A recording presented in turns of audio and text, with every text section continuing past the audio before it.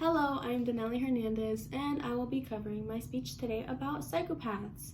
There is some background noise, so please disregard that. I'm sorry. Now, have you ever wondered or considered if you've met a psychopath before? They blend so well into society, actually, that you wouldn't have even known that you met one in the first place. By the end of the speech, I guarantee to you that you will know the specific characteristics of psychopaths and who they are. I know me personally, I've met a couple of people in my life who definitely fall into these characteristics that I'm going to explain. So I hope this speech is useful to you to be able to point out these characteristics and just surround yourself with a better, well-rounded group of people who are not so ill-intentioned. The 3 talking points I will have today are covering characteristics of psychopaths, examining how to be cautious and identifying psychopaths, and finally, I will be discussing the treatments that you can do for psychopaths. You will now be informed on general characteristics psychopaths have. So, they are manipulative, selfish, impulsive, lack empathy, and if you were to ask them about their future plans, they won't have any. They are also very aggressive, or tend to be aggressive, and they will partake twice as much in criminal activity than those who are not psychopaths.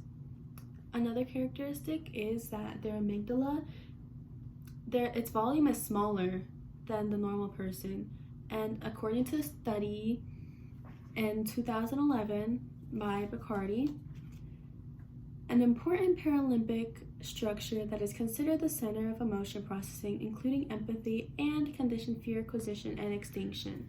That is their definition of the amygdala.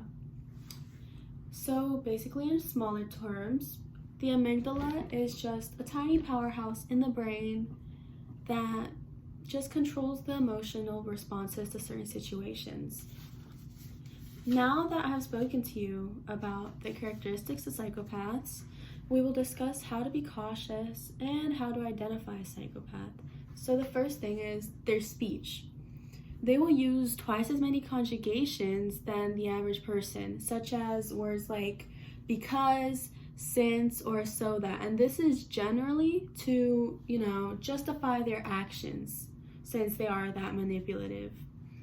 Another thing is that they will use twice as many words relating to physical needs, like food, money, pervasive needs.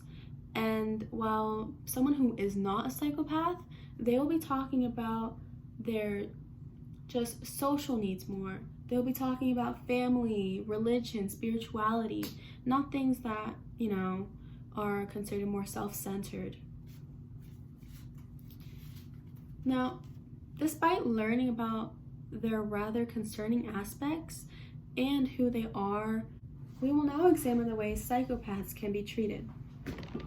So there's 2, decompression therapy and schema therapy. Decompression therapy, for example, there was a study in Yale by Kent Keel, and they had adult and youth psychopaths as the subjects. They put the subjects in the Mendota Juvenile Treatment Center, and here they would treat them with positive reinforcement.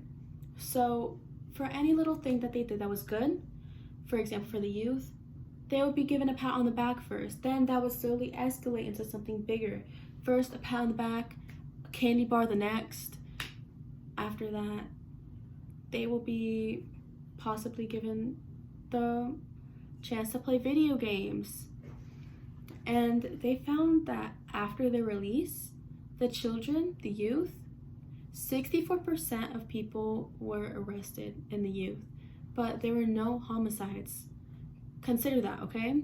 And then for the adults, they killed 16 people, 16 after the release.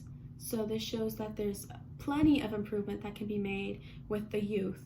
And if you identify these characteristics sooner in the youth, it will be way more beneficial for everybody around them. Less homicides, and it's way better than letting them grow older and develop these psychopath mentalities and just be more prone to wanting to kill people. So the decompression model, this works because it simulates development in the new gray matter of the brain, and it's just better because, when they're young, you can still develop these parts of the brains that have not yet been developed, the gray matter. While the adult, they already have everything clicking together, they already know what they want, and since they're a psychopath, they will not stray away from it. So that's why the decompression therapy can be very effective for youth.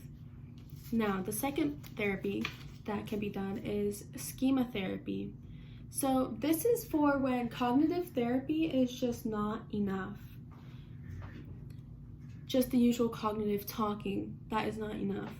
This digs deeper into the origins of childhood causes for these psychological issues, and it searches for a more really emotional connection, a bond between the two, between the patient and the therapist. This is to alter main personality traits, to just make them avoid those psychopathic tendencies that they may have.